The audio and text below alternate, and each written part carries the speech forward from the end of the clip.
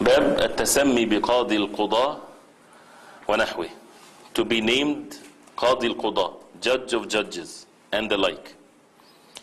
And this is something, of course, that would negate the perfection in the Tawhid, not in the worship of Allah subhanahu wa ta'ala, not in the oneness of worship of Allah subhanahu wa ta'ala, in the oneness of lordship of Allah subhanahu wa ta'ala. When people would say that the qadi, the judge or the leader or whatever there is, people would exalt him in such a way that it's only for Allah subhanahu wa ta'ala such an exaltation and praise, because these judges are nothing but creation of Allah subhanahu wa ta'ala. So even forbidding us from having this extreme praise of others.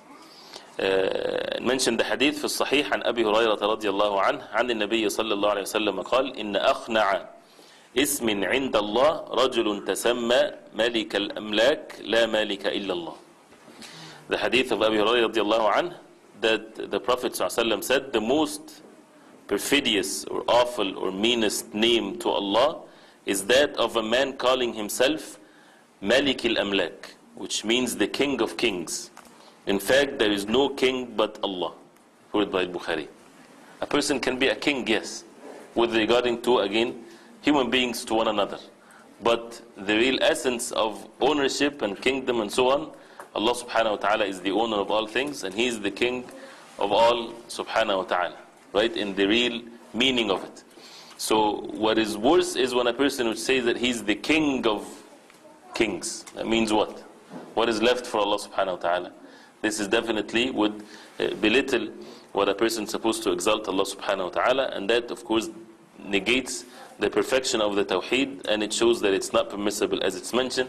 And we would see even in this the perfection of the deen of Islam, that cut all the leads for anything that would undermine the Tawhid in the present and in the future, because this is the last revelation from Allah subhanahu wa ta'ala. Anything that might lead people to have their hearts depend on other than Allah subhanahu wa ta'ala, you would find it not permissible, you would find it worse even than major sins.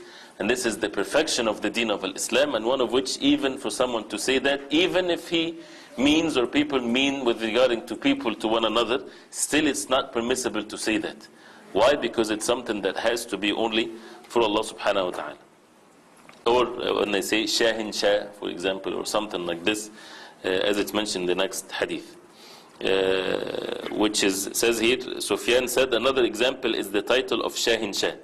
In another version, أغيظ رجل على الله يوم القيامة وأخبته, meaning Allah will be most enraged on the day of judgment, and the most wicked will be a man who has given himself the title of King of Kings.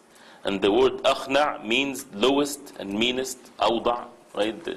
The lowest person. He praised himself that he elevated himself so high. As a punishment for that person, he will be the lowest and meanest and so on. And that's why those who have arrogance in the day of judgment, as the Prophet ﷺ said, they will be like ants in the day of judgment, people stepping on them. As a result of their actions, the reward or the punishment is given from the same sort of deed that people used to do. They're arrogant and they're trying to elevate themselves, they will be put in the lowest level as a result of their arrogance when it comes to the attributes of Allah subhanahu wa ta'ala and what's for Allah subhanahu wa ta'ala alone. So this is again not permissible to be named Qadi al-Quda, and this is present it was present in some places where they say that so and so is Qadi al-Quda, not just the Qadi. Qadi is the judge. No, Qadi al-Quda, the judge of all judges. Even if they don't mean that this is something to undermine the attributes of Allah subhanahu wa ta'ala, it's still haram by the hadith of the Prophet alayhi salatu wasalam. I'm not sure in other languages whether they use, probably use something like this, the King of Kings, the whatever, Shahin Shah, no, Shahin Shah, Shahin Shah. These are not permissible by the evidences that we heard, and that would bring the exaltation in the hearts of the believers to Allah subhanahu wa ta'ala, and to be humble, for human beings to be humble, right? But the king and this and that, where people have arrogance, this is not permissible. They should humble themselves, and there is nothing better than the word, for example, the Khalifa, Amir al-Mu'mineen, the leader of the believers, right? This has the humbleness and the goodness in it, as it was at the time of the companions radiallahu anhu.